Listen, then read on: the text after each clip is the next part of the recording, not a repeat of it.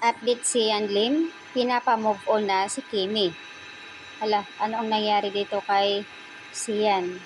Bakit nga ba ngalngal lang ngalngal at walang tigil? Please, Sian Lim, manahimik ka na at bagyo ngayon. Huwag ka na sumali sa lakas ng signal. Ang lakas mo naman.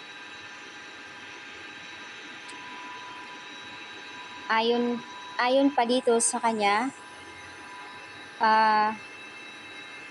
hello Kim, please move on ka na. Alam kong nanghinayang ka sa relasyon natin pero please, wag mo na akong guluhin at masaya na ako kay Irish Lee. Nahanap ko na yung babaeng makakasama ko hanggang sa pagtanda. Grabe Super proud naman si Sian sa ginagawa niya. Grabe ka. Samot-saring reaksyon ng mga netizens na sinasabi nila may sayad ang utak ni Sian. Nagpapapansin na naman porkit hindi nag-boom ang kanyang pelikula. Ganun talaga kapag kanilangaw ang pelikula, maraming ngalngal.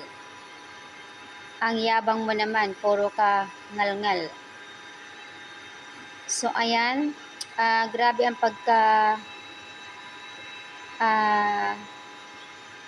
pagkalakas ng utak ni Sian. Samantala nanahimik na si Kimi pero siya ay daldal. Baka ikaw yung hindi naka-move on. She's happy now and lucky what she's having both career and love life.